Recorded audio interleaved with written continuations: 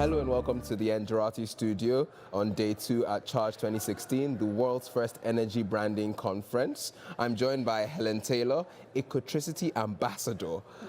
And you know, I think it's quite interesting. In the world of firsts, some would say Ecotricity was probably the first renewable, 100% renewable electricity company. So, Helen, how are you doing? Very good, thank you. Really great to be here. Quite exciting, really, because yeah, we are the first, certainly UK, if not the world's first green energy company.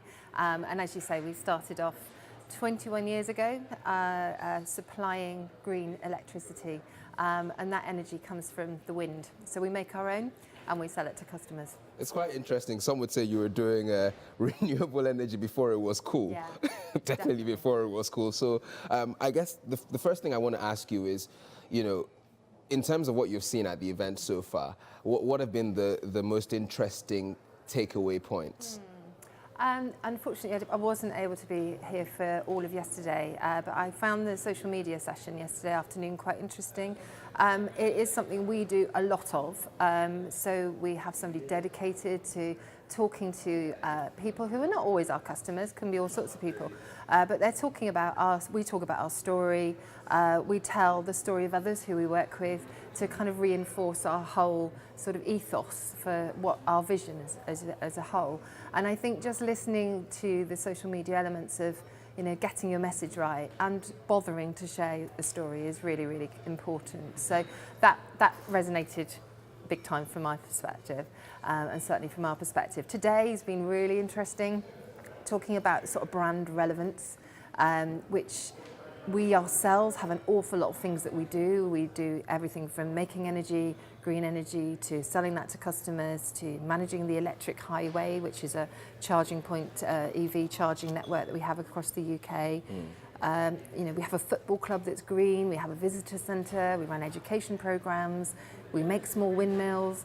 There is a plethora of stuff that we do, and therefore finding the right key messages to get that across. It was quite interesting listening to that. I think we do it well, and it does provide for great content, but it was useful to kind of just sort of recap on how you should approach things.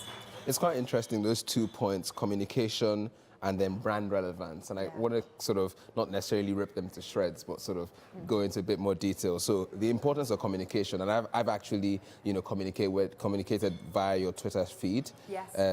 And I get the approach. You know, you are professionally addressed as a brand ambassador. So, how crucial is communication in getting that energy message across? It's very crucial for us as we grow, and we're growing quite rapidly. We're talking to more and more people. We don't have a massive advertising or marketing budget. The majority of people who find out about us either through social media or through their friends or through the partners that we work with.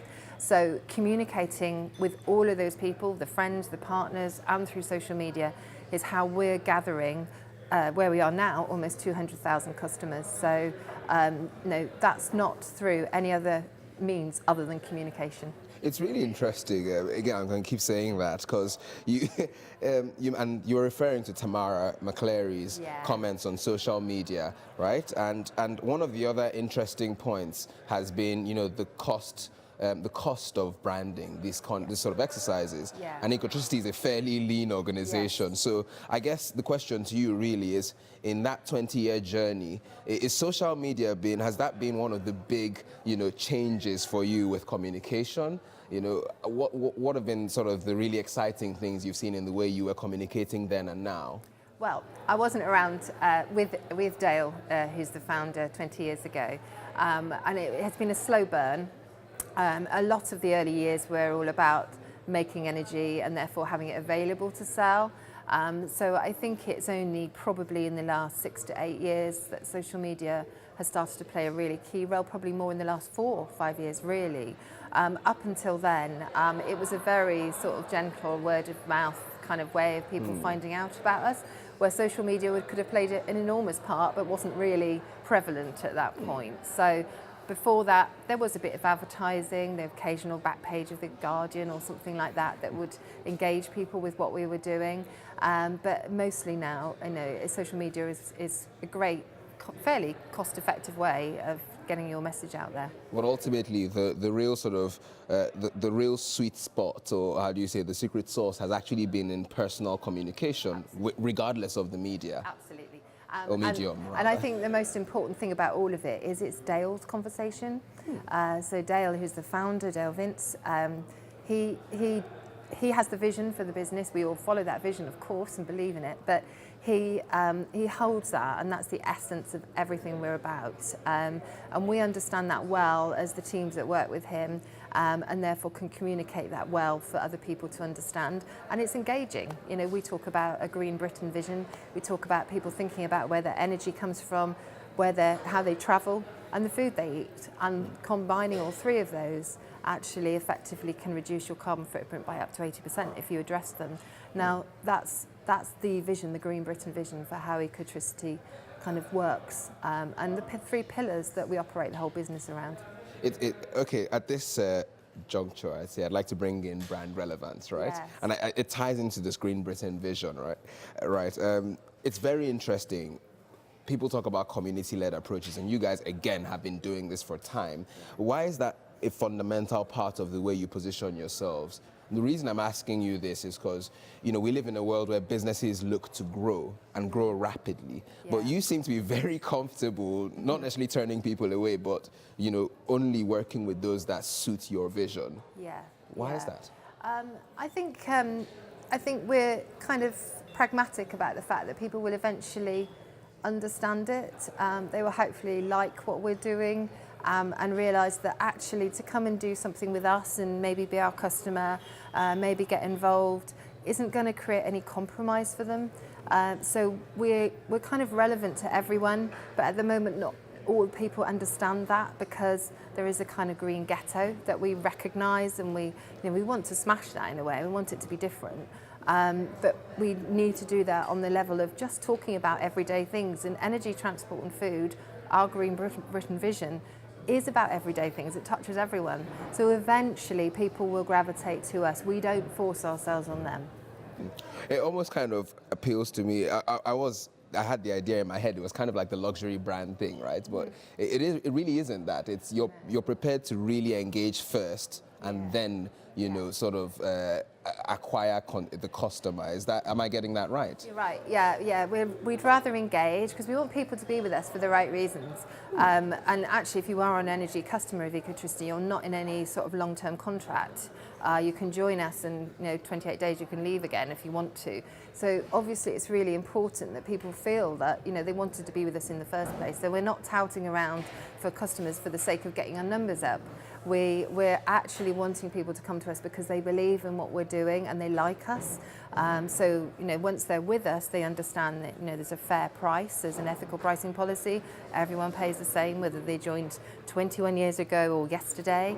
That the customer service is absolutely awesome, because that's what we're all about.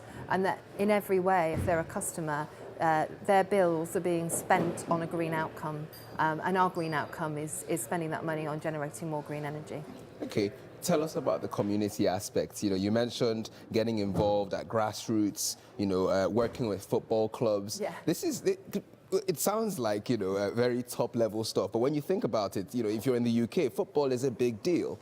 Yeah. You're engaging people, every day in, day out. And at the point when they're most paying attention, at the weekend, at the game. Yeah. Why what is the plan here? Yeah. Well, we fell upon it, to be honest, 6 years ago. So Dale has a big passion around football, and a local football club that at that point was coming up to its 125th birthday, aptly named Forest Green Rovers, and only 4 miles away from our office, needed a bit of financial support. So Dale kindly sort of put some money to that to help fund salaries for the players for a month or so. But very quickly it was obvious that they could do with more support than that. So Dale then became chairman. We got totally involved. And first and foremost, it was to have a bit of fun, really. Dale has worked very hard with the business, and it was nice for him to have a bit of a hobby. But it's a hobby we're all now involved with in various different ways. And we turned that football club, because we would, into the greenest football club in the world. So we have an organic pitch, we have a vegan menu, which is one of the ways you can address your carbon footprint through what you eat. I know we have, it's powered by the wind, powered by the sun. It's all electrically powered kit that we use at the ground. It's all rainwater, harvested water that we use to water the pitch. All those sorts of things that just enable us to provide a platform or somewhere for people to come, probably quite improbable platform, on a weekend or Tuesday night, come to a match, and you're suddenly immersed in a bit of a green world without it being forced on you. It's just happening. You've got electric cars, the players and staff drive them, that kind of thing. Good Lord. Okay. Come and see us. I should do. Do I get a free game a free ticket to see some of the games? Yeah, come over. All right. I got one final question to you, and just to bring this interview to a close. And look, I really appreciate you taking the time to speak to us. What does the future hold? What's next for you? Well, I think smart technology is really, really important for Ecotricity.